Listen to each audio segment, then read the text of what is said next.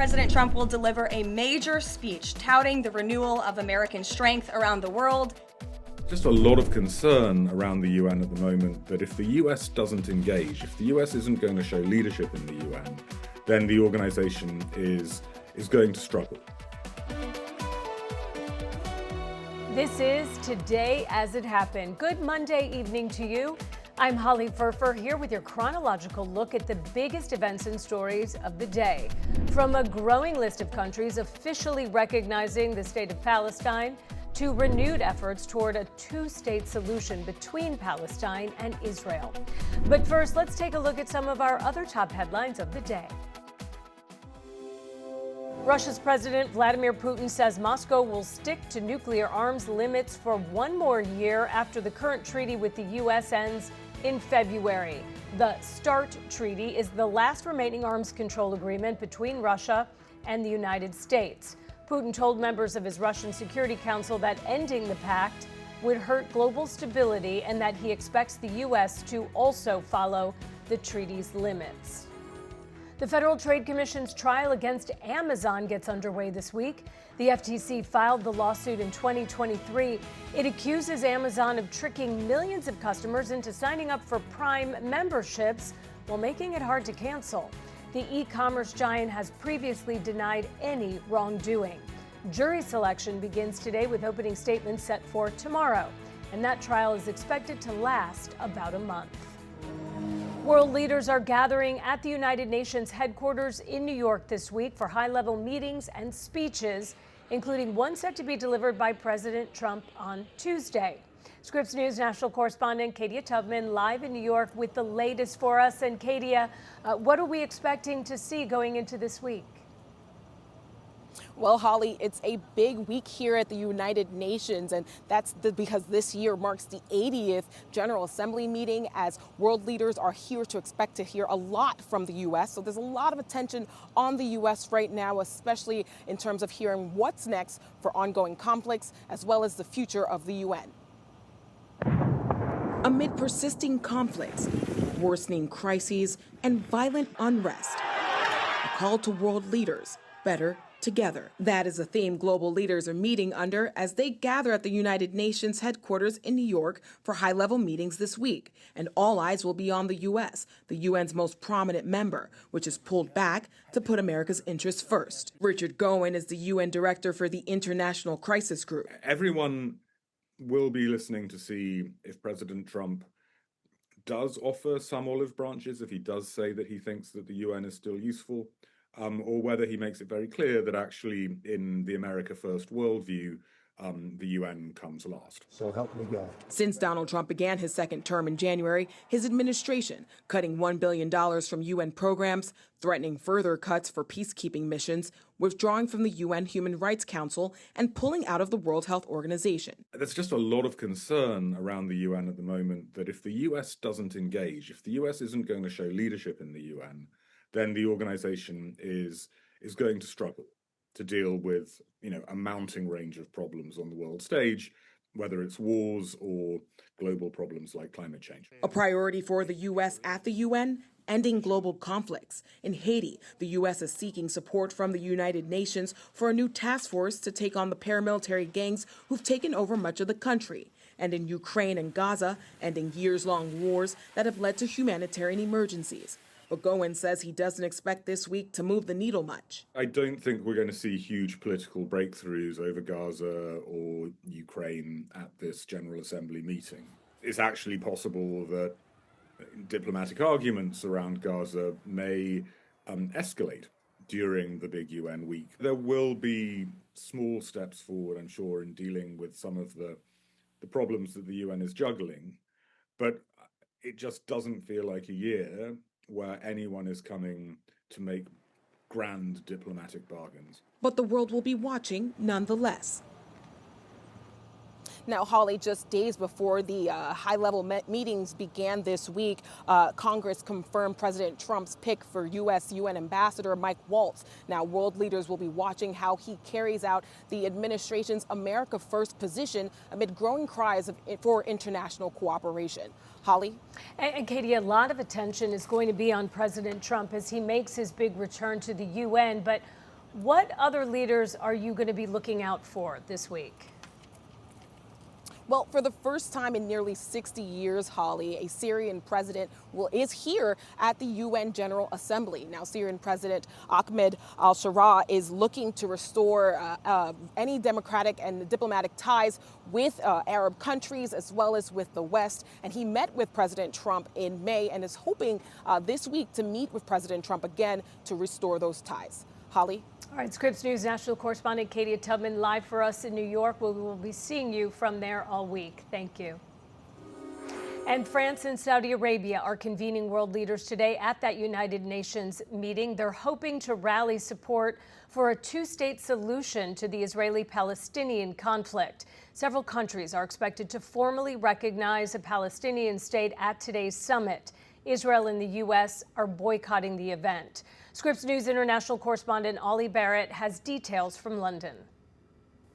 The UK government has formally recognised the state of Palestine and says that it hopes it will inject momentum into peace discussions, but also to try and revive the possibility of a two-state solution in the Middle East. It's a move that's been harshly criticised by Israel. Prime Minister Benjamin Netanyahu says it will reward terrorists. The United States has said similar as well. Britain denies that and says that it will not allow there to be any Hamas involvement in any future government or state of Palestine. It also says it's looking at fresh sanctions against members of the Hamas group. Keir Starmer, the UK Prime Minister, made the announcement on Sunday, and then his Foreign Secretary Yvette Cooper on Monday is at the United Nations General Assembly meeting on this very topic. Australia, Canada and Portugal also recognising the state of Palestine at the weekend, and more countries doing so at the UN on Monday. Ollie Barrett, Scripps News Group, London. Coming up on Today As It Happened. Mr. Homan did absolutely nothing wrong, and even the President's Department of Justice, even Kash Patel's FBI, looked into this. They found zero evidence of illegal activity or criminal wrongdoing.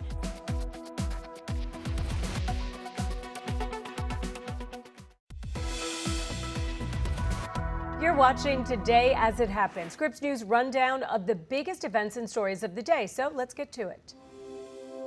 Israel is ordering the evacuation of a key health clinic in that area, says Palestinian health officials. The hospital has at least 300 patients, plus staff and family members. This is just the latest move that shows the IDF is not relenting in its ground offensive in Gaza City. Meanwhile, France and Saudi Arabia are chairing the UN meeting. Ahead of that, you can see the Palestinian and Israeli flags on display on the famous Eiffel Tower in Paris. The meaning to push for a two-state solution to the Israeli-Palestinian conflict.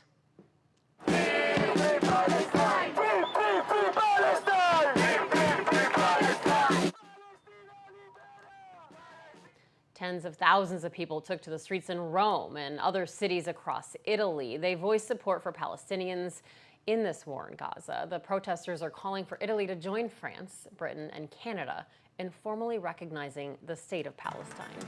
And today, French President Emmanuel Macron and Saudi leader Mohammed bin Salman are holding a meeting focused on recognizing a Palestinian state. 142 nations have already reportedly joined in on this movement. They're hoping to push the conversation along as the 2-year anniversary of October 7th and subsequent war in Gaza looms. National correspondent Alex Miller joins us live now from outside the UN. Alex, what has happened so far in this meeting? Well, it's just getting underway now, and now we know that France has officially recognized the state of Palestine. Emmanuel Macron giving a speech talking about this issue. He really led off talking about the fact that having a Palestinian state does not make an Israeli country less safe. I want to read you one specific quote that he started with. He said, "The time has come to free the 48 hostages detained by Hamas. The time has come to stop the war, the bombing in Gaza, the massacres survivors and the fleeing people. The time has come. There is pressing urgency everywhere. The time for peace has come. He says he's here to set in motion this cycle of peace, talking about the creation of Israel, fulfilling a destiny of a millennia, he calls it, of persecution. He says that Israel was able to build a beautiful democracy. His words there, saying that he wants to see the same happen for the Palestinian people. He has said nothing can justify resorting to terrorism, talking about October 7th, saying that the cruelty of Hamas and those who collaborated with Hamas on October 7th has dumbfounded Israel and the world, and it is an open wound that the world is really still grappling with. Those are his words as he talks about this issue. 51 French citizens were also killed on October 7th. He talked about them as well, saying, though, that nothing justifies the war in Gaza, talking about the pain he has seen from visiting with hostage families, but also with victims in Gaza. He said he'll never forget the way that they looked at him when he went to meet with them. Now, he is really leading this effort, Maritza, to have more and more countries recognize the state of Palestine. We saw yesterday Britain, Canada, Australia, Portugal, just among some of those recognizing Palestine yesterday. And we're expecting more countries like Malta, Luxembourg. They will also recognize Palestine in the coming days. Now, the United States and Israel notably missing from this meeting as Macron spoke. The camera went to the areas of the seats where those delegations would be sitting, showing that they are empty seats right now. Germany and, as you mentioned, Italy under a lot of pressure to also recognize a state of Palestine, but it doesn't appear that they are going to do so. They have been staunch allies of Israel, and though they have put increasing pressure on Israel, they've essentially said that they believe to do so, to recognize the state of Palestine this week, would be counterproductive. And Alex, I mean, this meeting is obviously happening very far away from what we're actually seeing on the ground from these two countries. Are there any real implications, like tangible effects, that we can expect to see in real time from this recognition? I don't think that we're going to see anything tangible specifically come out of this. This is a bit of a pressure campaign there. Even Macron saying that this is really what he believes needs to be done next. That also is because they're recognizing a state of Palestine without borders, without a type of government. We don't know what kind of government, democracy, theocracy, autocracy they will have. We don't know who the leaders will be. Now, Macron has been very clear that he would not support a state of Palestine if in its current iteration with Hamas as the leadership, or even with the current Palestinian Authority as the leaders there. But there are still so many questions about really what that would look like. But his own citizens, French Jews who have been the subject of anti-Semitism all over the country, something that Macron has already mentioned in his speech this afternoon. They are concerned about the effects of this. Listen to what they have to say. When you have anti-Semites, people who make a confusion between the situation in the Middle East and the Jews in France, it puts Jews here in danger. And you know, the vast majority of the anti-Semitic attacks in France over the last 2 years have been justified by their perpetrators by the issue of Gaza. And when you know that there is this confusion in the mind of many people in France, mostly young people, you have to be very vigilant, very careful regarding any gesture regarding the issue of Gaza. So we do consider that we cannot recognize the Palestinian state now. We have to say that it's an objective, and it's important to say it, but that doing it now will strengthen the Hamas more than we can it. Maritza, you mentioned how far away we are here in New York from everything that is happening on the ground. Israel obviously intensifying its operation into Gaza City. There are still nearly 50 hostages being held in Gaza. Less than 20, roughly 20, I should say, are expected to be alive right now. Now, there is reporting from Fox News that Hamas is going to send a letter directly to President Trump this week asking him to negotiate a 60-day ceasefire that would release half of the hostages. Now, we need to learn more about about what that looks like. Are they living hostages? Are they the deceased hostages? But that is part of the plan there. There was also a hostage video of Alon Ohel, one of the hostages, released today. And also there is a meeting scheduled here at the United Nations tomorrow. This just goes to show the ongoing tumult here in the UN between Israel and the remaining nations. This meeting is scheduled for the United Security Council on Rosh Hashanah, one of the holiest days on the Jewish calendar. And so the Israeli delegation and Jewish members who might be attending a meeting like that are saying that they are not able to attend because of this holiday, but this is a very specific briefing to the Palestinian issue. Coming up on Today as It Happened. Google is back in court. I'm Stephanie Liebergen. Coming up, what's at stake as a judge decides what's next for the company as it fights an antitrust lawsuit.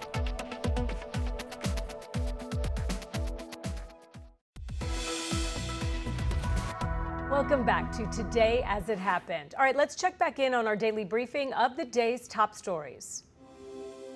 Oracle will get a copy of TikTok's algorithm to operate the app for U.S. users. According to the Trump administration, the plan addresses national security concerns about Chinese company ByteDance controlling what Americans see on the platform. President Biden signed that legislation requiring ByteDance to sell TikTok or face a ban. President Trump has extended the deadline multiple times while working on a deal to keep the app available in the U.S. California Governor Gavin Newsom has signed a bill banning law enforcement officers from wearing face masks while on duty. The ban takes effect January 1st, and it includes federal ICE agents. The legislation also requires officers to identify themselves by name and badge number. Newsom says it protects residents from what he calls secret police. The Trump-appointed U.S. attorney says the law has no effect on federal operations. Tonight, the president will depart to New York City ahead of the 80th session of the United Nations General Assembly. He will be joined in New York City by the First Lady. Tomorrow morning, President Trump will deliver a major speech touting the renewal of American strength around the world, his historic accomplishments in just 8 months, including the ending of 7 global wars and conflicts. The president will also touch upon how globalist institutions have significantly decayed the world order, and he will articulate his straightforward and constructive vision for the world. The president will also be hosting bilateral meetings with the UN Secretary General and the leaders of Ukraine, Argentina, and the European Union. The president will also later in the day hold a multilateral meeting with Qatar, the Kingdom of Saudi Arabia, Indonesia, Turkey, Pakistan, Egypt, the UAE, and Jordan. After these important meetings, the president will attend a reception tomorrow night with more than 100 world leaders before returning to Washington, D.C. White House Press Secretary Caroline Leavitt finished up her weekly press briefing with members of the media. Now, Leavitt hit on a host of topics, including Charlie Kirk's assassination and the rise in political violence, the White House's new report on autism, and the president's upcoming address at the United Nations. Scripps News White House correspondent Haley Bull was in the press briefing room. She joins us now with the latest. Haley, great to see you. What did we learn from today's briefing? Because we covered a wide variety of topics. Yeah, Maritza, certainly a wide-ranging press briefing. The White House most notably remembering Charlie Kirk while doubling down that Americans should expect strong action as the president has decried what he has called the, quote, radical left. Several days ago, President Trump indicated that he will designate Antifa as a terrorist organization and investigate funding of it. Press Secretary Caroline Leavitt saying during the briefing that an executive order with that designation could come as soon as today. Now, Antifa, which stands for anti-fascist, has generally served as a description more so than a well-defined organization. It remains to be seen how the administration will define that in its potential action moving forward. Also, notably, Maritza, the White House addressing reports that its border czar, Tom Homan, allegedly accepted a $50,000 bag of cash over an investigation in 2024. White House Press Secretary Caroline Leavitt is stating very clearly that Homan never took the $50,000. This was another example of the weaponization of the Biden Department of Justice against one of President Trump's strongest and most vocal supporters in the midst of a presidential campaign. You had FBI agents going undercover to try and entrap one of the president's top allies and supporters, someone who they knew very well would be taking a government position months later. Mr. Homan did absolutely nothing wrong, and even the President's Department of Justice, even Kash Patel's FBI, looked into this just to make sure. They had a number of different prosecutors and FBI agents who looked into this. They found zero evidence of illegal activity or criminal wrongdoing in the White House, and the president stand by Tom Homan 100% because he did absolutely nothing wrong. And finally, President Trump leaving for New York later today for the United Nations General Assembly, where he is expected to give what the White House is touting as a major speech on what they call the renewal of American strength around the world. This comes as the Trump administration has come in with an America First, as they call it, policy approach to their foreign policy. The president has frequently touted ending what he says are 7 global conflicts, in the White House indicating that he will once again underscore that tomorrow, as well as, Caroline Leavitt said, give his vision for the world order. But what's extremely notable in all of this, Maritza, are the meetings on the sidelines of this that the White House is confirming, including with the leaders of Ukraine, the UN Secretary General, Argentina, the EU, and a multilateral meeting with a number of Arab leaders, Maritza. All right, Scripps News White House correspondent Haley Bull live at the White House for us. Thank you so much, Haley. We'll be right back to continue our look at today's top stories.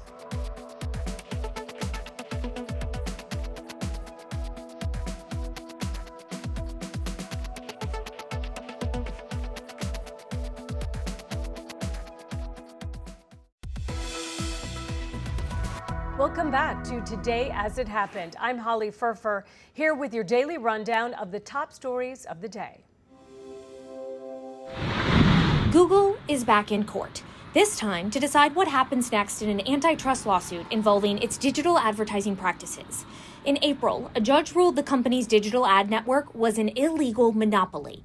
The ruling follows a 2023 lawsuit in which the Justice Department accused Google of abusing its monopoly power to disadvantage website publishers and advertisers who dare to use competing ad tech products. It's as if on a dating side, they were looking for a date, they were trying to get a date, and they were running the website that puts people together. That's Google's business. Now, a trial that started Monday in federal court in Virginia will determine Google's punishment. Google's stake in this is the possibility of DOJ breaking up its ad tech business. And it's a huge business for them. It's its biggest moneymaker, and it wants to protect it as best it can. Recent history could indicate what the judge may decide. In a ruling earlier this month on a different Google antitrust case involving its search engine, another judge required Google to share search data with competitors, but did not make it sell off its Chrome search engine, which is what the Justice Department wanted. This new ruling could set precedent for other tech companies like Meta, Amazon, and Apple, says law professor Anat Alom-Beck. The entire technology world is going to be paying attention. The federal remedies hearing is expected to last 2 to 3 weeks. Stephanie Liebergen, Scripps News Group, Washington. We have some breaking news that we are following on the fate of late-night talk show host Jimmy Kimmel. Scripps News Group's Stephanie Liebergen just confirmed that Kimmel will be returning to the airwaves tomorrow. Stephanie, help walk us through what you've learned so far. Hey, Maritza. So it's been a really, I would argue, for Jimmy Kimmel and his show, a tumultuous week. All of this started with a joke that he made in his monologue on Monday night last week that picked up a lot of viral reaction. And by Wednesday, ABC announced that his show was indefinitely being pulled off the air. As of tomorrow evening, Jimmy Kimmel Live will be returning to the air. I want to read a statement from Disney, the ABC parent company, on their decision last week and their decision to bring him back. Their statement says, last Wednesday, we made the decision to suspend production on the show to avoid further inflaming a tense situation at an emotional moment for our country. It is a decision we made because we felt some of the comments were ill-timed and thus insensitive. We have spent the last days having thoughtful conversations with Jimmy, and after those conversations, we reached the decision to return the show on Tuesday. Now, part of what made ABC decide to pull Jimmy Kimmel's show off the air was a reaction from two media ownership conglomerates, Nexstar and Sinclair, ownerships of local ABC stations across the country, who said their independent ABC-owned stations would not air the Kimmel show because of that joke made on Monday night. Now, we have reached out to Sinclair and Nexstar to ask for their response to Disney's decision to return Kimmel to the air. We are, of course, just sent those emails that are waiting to see what type of reaction we might get from either of those two media ownership groups. Our parent company, the EW Scripps company, also does own some ABC stations across the country. So this is a really big news. No one really knew exactly what the result of this indefinite suspension was going to be. No one knew if it was going to be permanent, if it was going to be short-lived. Ultimately, it will only be 4 days or 4 shows that Jimmy Kimmel will not have been on the air. Kimmel himself has been silent on the issue publicly. There have been no public statements, no statements via attorneys or managers, no comments on social media. So very quiet. And, as all of this kind of bubbled up, there was a large display of support for Kimmel that came out earlier today. More than 400 Hollywood celebrities signed on to a letter led by the ACLU coming out against ABC's decision to pull Kimmel off the air, arguing that, concerns about the First Amendment and freedom of speech.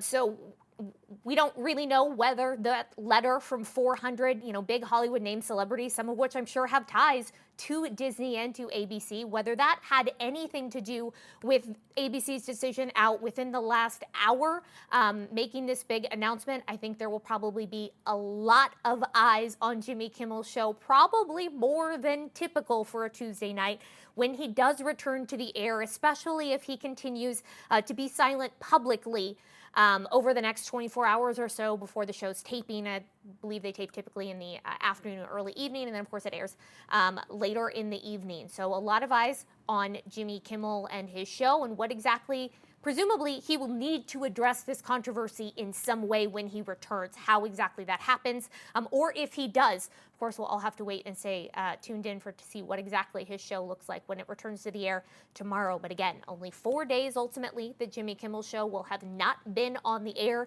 He will return Tuesday. As of new information we've just learned within the last hour, an announcement coming out from Disney, the parent company of ABC, for the Jimmy Kimmel show. Maritza.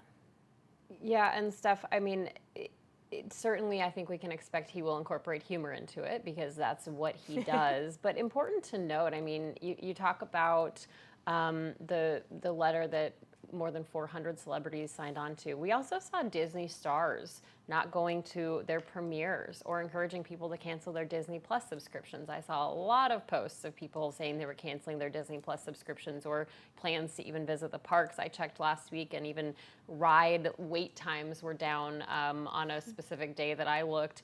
And I think it's important to note, this comes after the Stephen Colbert news, his show being canceled. And at the time, President Donald Trump said, hey, this is just the first. Up next, I think he named Kimmel by name, Fallon. And so this is certainly something that we've been talking about this for many, many months. And then we've also seen so many of the networks pay out settlements to the president. So this is a very big pushback on the president's efforts to kind of control the narrative when it comes to media, and especially these late night comics. Well, I think the other people I'll be looking for reaction to, of course, what does the FCC chair, what does Brendan Carr say about this? What does President Trump say about this once this reaches his ear? Of course, he's, got a busy travel week this week up with the United Nations. But I think I'm curious to see how they respond, what kind of the wider reaction is, and especially if those two media ownership groups, Sinclair and Nexstar, if they choose not to air Kimmel on their local ABC stations. There's still a lot of questions on what the response to this new decision by Disney is going to be. Of course, again, this is breaking news. This has just come out in the last, 30 to 45 minutes. And so there's a lot of people that we are potentially wanting reaction from who might not even have heard the news just yet. So we're doing a lot of outreach right now to try to get more information to see how people are reacting to this news. But there was certainly a lot of anger and frustration when Kimmel was pulled off the air. There were protests for multiple days outside of his studio in New York City. There were protests here in Washington, D.C. A lot of people upset about ABC seemingly being concerned about the threat from the FCC for investigations, that was, that played in part of the decision on ABC and on Disney's part. But at least according to the statement we got from Disney today, they've had conversations. They felt the comments and the jokes were insensitive and ill-timed. So we'll have to see how Kimmel chooses to address all of this when he returns to the air tomorrow night. And I have to point out kind of the unique situation that we are in, Stephanie. I mean, this is certainly a comment, a strong statement from ABC and Disney and Bob Iger to Brendan Carr, the FCC chairman.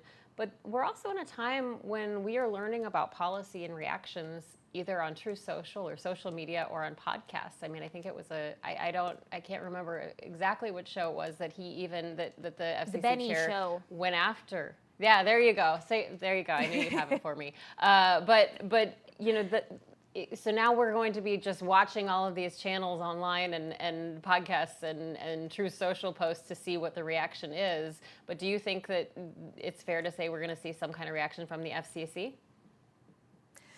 I think that remains to be seen, especially because this news came via a podcast that was then sent out on, shared on an X post, and then it kind of like picked up steam from there. So it was kind of the reaction to the joke. Again, the joke came on Monday. It wasn't until Wednesday that there really started to be a lot of public backlash and concern about pulling Kimmel off the air. So depending on how quickly this news of him returning to the air tomorrow night picks up steam, how quickly it gets across people's desks or on their social media feeds.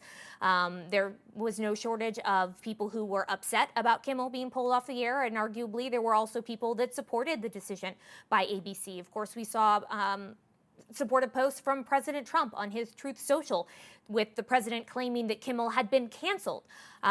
ABC never used the word canceled. It was, postponed indefinitely. And so now we are seeing that it was not indeed fully canceled, and he'll be returning to the air. So we'll have to see how the president responds, how the FCC responds, and whether that response comes in the form of a social media post or another podcast interview, or whether it comes, especially from the president, in the form of a Q&A when he's in front of the press or when he's in front of the cameras. If the press, I'm sure the White House press pool will be on top of this and will be trying to ask the president about his reaction the next opportunity that they get. Yeah, and we do need to point out, too, an important piece of this whole story is basically mergers and deals being made, right? So we had Nexstar, and they're looking for FCC approval. There's also something to be said about Disney right now, because it's been reported for days that Disney wants this new NFL ESPN deal to go through. So what are they going to choose? Well, it appears for tonight they are standing behind Jimmy Kimmel. We want to thank Steph Liebergen for following this breaking news right along live with us here on the air. We'll be right back with more of today's top stories on Today As It Happened.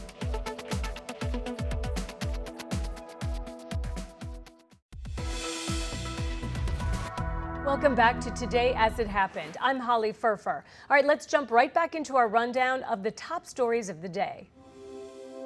Today, we're delighted to be joined by America's top medical and public health professionals as we announce historic steps to confront the crisis of autism. Horrible, horrible crisis. I want to thank the man who brought this issue to the forefront of American politics along with me. And we actually met in my office, is it like 20 years ago, Bobby? It's probably 20 years ago in New York. I was a developer, as you probably heard, and I always had very strong feelings about autism and how it happened and where it came from. And he and I don't know, the word got out, and I wouldn't say that people were very understanding of where we were, but it's turning out that we understood a lot more than a lot of people who studied it, we think. And I say we think because I don't think they were really letting the public know what they knew. Thanks as well to the director of the National Institute of Health, Dr. Jay Bhattacharya, FDA Commissioner Dr. Marty McCary. These are great people. Administrator of the Centers for Medicine and Medicaid Services, Dr. Mehmet Oz, and Acting Assistant Secretary of HHS, Dr. Dorothy Fink. So thank you all. Thank you, Dorothy, very much. The meteoric rise in autism is among the most alarming public health developments in history. There's never been anything like this. Just a few decades ago, 1 in 10,000 children had autism. So that's not a long time. And I've always heard, they say a few, but I think it's a lot less time than that. It used to be 1 in 20,000, then 1 in 10,000. And I would say that's probably 18 years ago. And now it's 1 in 31, but in some areas it's much worse than that, if you can believe it, 1 in 31. And I gave numbers yesterday. For boys, it's 1 in 12. I was told that's in California where they have for some reason, a more severe problem. But whether it's 1 in 12 or 1 in 31, can you imagine? That's down from 1 in 20,000, then 1 in 10,000. And now we're at the level of 1 in 12 in some cases for boys, 1 in 31 overall. So since 2000, autism rates have surged by much more than 400%. Instead of attacking those who ask questions, everyone should be grateful for those who are trying to get the answers to this complex situation. And the first day all of these great doctors behind me were there, I told them this is what we have to find out. Because when you go from 20,000 to 10,000 and then you go to 12, there's something artificial. They're taking something. And by the way, I think I can say that there are certain groups of people that don't take vaccines and don't take any pills that have no autism. Does that tell you something? That's currently, is that a correct statement, by the way? There are some studies that suggest that, with the Amish, for example. The Amish, yeah, virtually. I heard none. See, Bobby wants to be very careful with what he says, and he should, but I'm not so careful with what I say. But you have certain groups. The Amish, as an example, they have essentially no autism. First, effective immediately, the FDA will be notifying physicians that the use of let's see how we say that. Acetaminophen. Is that okay? Which is basically commonly known as Tylenol during pregnancy, can be associated with a very increased risk of autism. So taking Tylenol is not good. You're watching Today's It Happened. Back in a moment.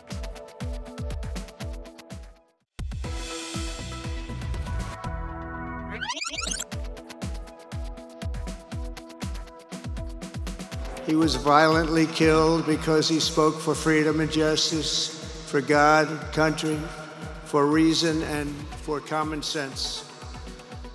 He was assassinated because he lived bravely, he led boldly, and he argued brilliantly without apology.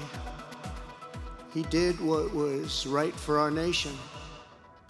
Scripps News Deputy Political Director Joe St. George joins us now this morning live from Capitol Hill with more on the 5+ hour service. And Joe, I mean, it was emotional, it was memorable for so many reasons. One of them from Erica Kirk, Charlie's widow. Talk about that, if you would.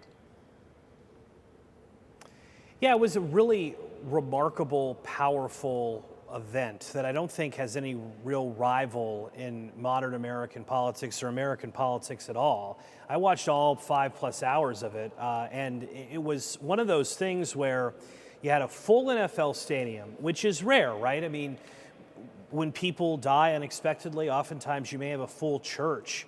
or a full arena, but you're talking a full NFL stadium here in Glendale, Arizona, numbers pushing 100,000. The sheer size of this was remarkable. It was part Sunday worship at times, given all the Christian songwriters and artists that performed. It was part Sunday worship, part funeral, obviously, with the eulogies that were given by so many. It had a political conference flair. I mean, I thought it was a little bit at CPAC or the Republican National Convention, given the politicization of it, how Republican after Republican vowed to keep the legacy of Charlie Kirk and his movement going. Erica Kirk, his widow, is now the CEO of Turning Point USA. They're vowing to keep the tours going on college campuses. What they look like, they're going to have to be a little different, right? Erica Kirk is not Charlie Kirk. Kirk was a very unique and talented debater. You had the President of the United States, Vice President of the United States. Elon Musk was there at a time. Kirk always preached dialogue, or that was always his real calling card, part of his legacy, going to college campuses, talking to Democrats and progressives. Elon Musk, Donald Trump, not exactly on great footing in recent weeks and months. They had a chance to talk briefly in the box where President Trump was viewing it all. That was a moment as well from yesterday's multi-hour event. Words like warrior, immortal. Oftentimes, many of the speakers would say that Charlie Kirk has a louder voice today than he did prior to the assassin taking his life just a few short days ago.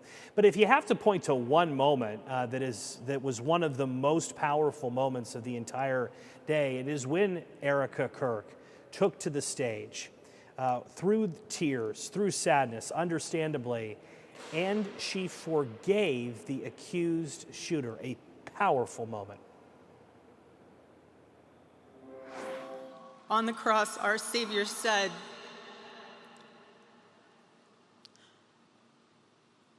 "Father, forgive them, for they not know what they do." That man, that young man, I forgive him.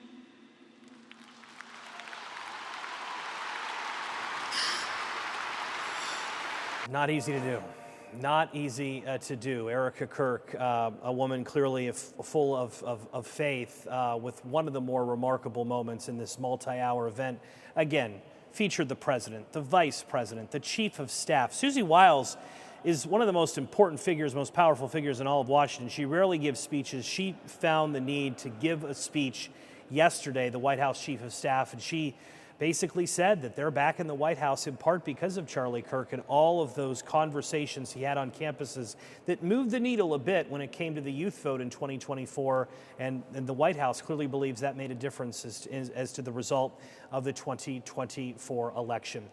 The speakers there vowed to keep the organization going. I don't think that fundraising will be a problem for Turning Point anytime soon. But again, this morning, the day after, now this group that had the energy of Charlie Kirk behind it, now they're going to have to figure out how they go on without their leader. So we'll be watching that story to see Turning Point's impact on American politics from here on out. Thank you for joining us this evening for Today As It Happened. I'm Holly Furfer. Have a great Monday night.